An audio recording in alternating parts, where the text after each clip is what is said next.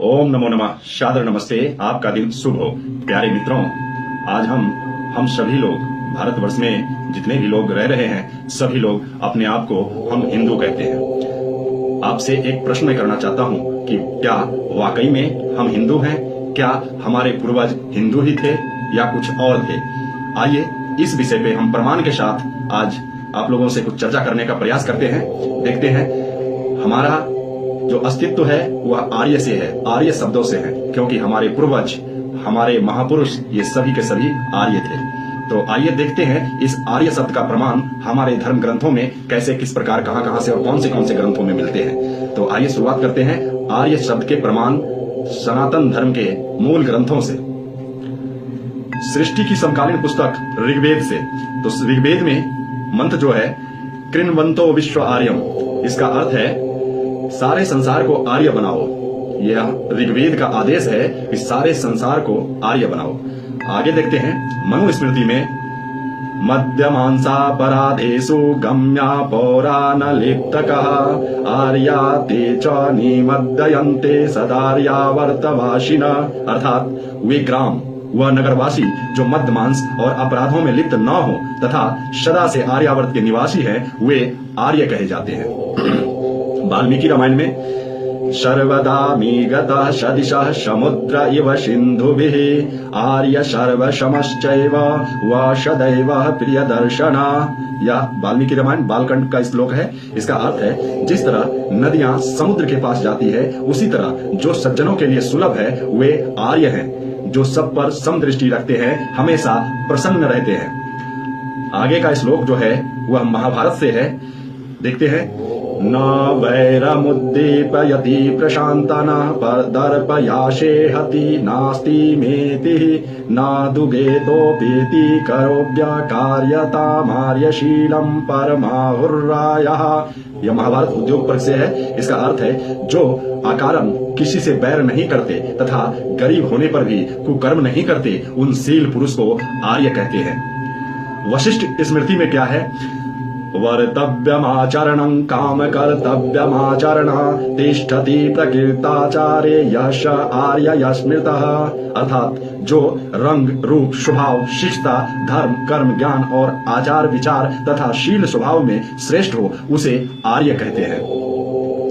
निरुक्त में यास्कराचार्य जी लिखते हैं आर्य ईश्वर पुत्र। उन्होंने लिखा है आर्य ईश्वर पुत्र, अर्थात आर्य ईश्वर के पुत्र है। विदुर नीति में आर्य कर्माणि रज्जयन्ते भूते कर्माणि कुर्वते हितं च नामामि सूचन्ति पंडिता भरतवर्षभ, अर्थात भरत कुलभूषण पंडित जन जो श्रेष्ठ कर्मों में रुचि रखते हैं, उन्नति के कार्य करते हैं तथा भलाई करने वाले में दोष नहीं देखते, वही आर्य है। गीता में, श्रीमद् भागवत गीता में अध्याय 2 श्लोक संख्या 2 है। इसमें आया है अनार्य जुष्टम स्वर्गम कीर्ति कर्म अर्जुना, अर्थात हे अर्जुन तुझे इस समय यह अनार्यों का सा मोह किस हेतु प्राप्त हुआ, क्योंकि न तो यह श्रेष्ठ पुरुषों द्वारा आचरित है और न स्वर्ग को देने वाला है तथा न कीर्ति की ओर ही ले जाने वाला है। यहाँ पर अर्जुन के अनार्यता के लक्षण दर्शाए हैं। चाणक्य नीति में अभ्यासाद धार्यते विद्या कुले शीले न धार्यते गुणे न जायते त्वार्य कोपो नेत्रे न गम्यते, अर्थात सतत अभ्यास से विद्या प्राप्त की जाती है, कुल उत्तम गुण कर्म स्वभाव से स्थिर होता है, आर्य श्रेष्ठ मनुष्य गुणों के द्वारा जाना जाता है। आगे देखते हैं नीतिकार के शब्दों में प्रायः कंदुकपाते नोत्पत्तार्यः पतन्नपि तथा त्वनार्ष पतति मृत्पिंड पतनम यथा, अर्थात आर्य पाप से लिप्त होने पर भी गेंद के गिरने के समान शीघ्र उठकर खड़े हो जाते हैं, अर्थात पतन से अपने आप को बचा लेते हैं। अनार्य पतित होता है तो मिट्टी के ढेले के गिरने के समान फिर कभी नहीं उठता।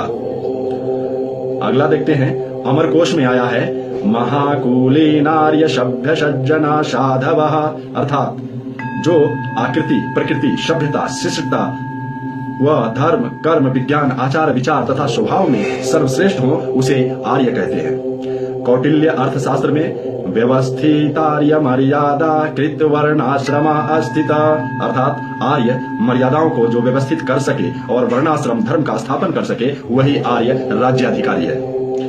पंचतंत्र में आहार्य तत्वाद अधर तत्वाद क्षय तत्वाच्च सर्वदा, अर्थात सब पदार्थों में उत्तम पदार्थ विद्या को ही कहते हैं।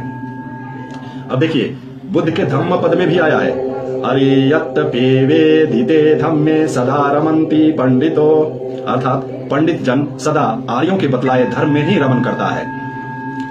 पाणिनि सूत्र में आर्यो ब्राह्मण कुमारयो, अर्थात ब्राह्मणों में आर्य ही श्रेष्ठ है। काशी विश्वनाथ मंदिर के मुख्य द्वार पर लिखा हुआ है, आर्य धर्मेतरानो प्रवेशो निषिद्ध। अब सोचिए, काशी विश्वनाथ के मंदिर के मुख्य द्वार पर यह श्लोक लिखा हुआ है, आर्य धर्मेतरानो प्रवेशो निषिद्ध, अर्थात आर्य धर्म से इतर लोगों का प्रवेश वर्जित है। आर्यों के संवत में जम्बू द्वीपे भरतखंडे आर्यावर्ते अमुक देशांतर्गते ऐसा वाक्य बोलकर पौराणिक भाई भी संकल्प पढ़ते हैं, अर्थात यह आर्यों की देश आर्यावर्त है। आचार्य चतुर्सेन और आर्य के शब्द, उठो आर्यपुत्रो नहीं शो, समय नहीं पशुओं शंखो, भवर बीच में होकर नायक, बनो कहाओ लायक नायक, अर्थात तुम्हारा जीवन पशुओं के समान निद्रा के वशीभूत होने के लिए निर्माण नहीं हुआ है। यह समय तुम्हें पुरुषार्थ करने का है। यदि जीवन में तुम पुरुषार्थ करोगे तो किसी कहानी के नायक बनकर समाज के आगे उपस्थित होगे। पंडित प्रकाश चंद्र कवि रत्न के शब्दों में, आर्य बाहर से आए नहीं, देश है इनका भारतवर्ष, विदेशों में भी बसे सगर्व से, किया था परम प्रताप उत्कर्ष। आर्य और द्रविड़ जाति है, भिन्न चले यह विदेशियों की चाल, खेद है कुछ भारतीय भी व्यर्थ बजाते विदेशियों की गाल। तो ये सारी की सारी बातें हैं जो कि प्रमाणित करता है, ये सारे ग्रंथ प्रमाणित करता है कि हम आर्य हैं, हमारे पूर्वज आर्य थे, हमारे मर्यादा पुरुषोत्तम श्री राम आर्य थे, प्रभु श्री कृष्ण आर्य थे, जितने भी हमारे महापुरुष हुए वो सभी के सभी आर्य थे, क्योंकि उन्होंने कभी भी अपने नाम के अंत में जाति सूचक शब्द नहीं लगाया था। किसी महापुरुष के नाम के अंत में जाति सूचक शब्द नहीं मिलेगा, आपको किसी धर्म ग्रंथ में नहीं मिलेगा। तो इसलिए मैं आप सभी से यही कहना चाहूंगा कि अपनी जो पूर्वजों की दी हुई संस्कृति और सभ्यता है उसको अपने जीवन में जीने का प्रयास करें, और बदलने का प्रयास करना अच्छी बात नहीं है। धर्म जो है कभी बदलता नहीं है, धर्म सदैव एक रहता है। इसलिए अगर हम आर्य थे, आर्य हैं और आर्य ही रहेंगे। बदलने वाले तो बदल के बहुत कुछ हो चुके हैं, बहुत कुछ बदल चुके हैं। आज जो भी जितने भी धर्म इस दुनिया में आप देख रहे हैं, सभी के सभी धर्म आर्य से ही निकले हुए हैं। तो हम नहीं चाहते कि जिस तरह से बहुत सारे लोग निकल के अपना अलग अलग धर्म बना लिया, उसी तरह से हम भी अलग अपना धर्म बना लें, तो ये उचित नहीं होगा, क्योंकि हमारे पूर्वज आर्य थे, आर्य हैं, आर्य रहेंगे और हम भी आर्य हैं। तो इसलिए आज बहुत सारे लोग कहते हैं, गर्व से कहो हम हिंदू हैं। अब इस शब्द पे जरा विचार करने का कोशिश कीजिएगा कि हिंदू शब्द कहां से आया।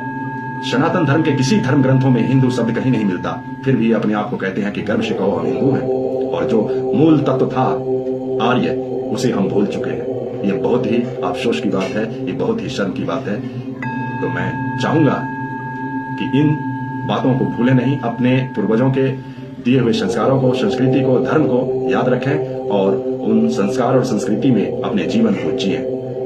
ओम नमो नमः। सादर नमस्ते।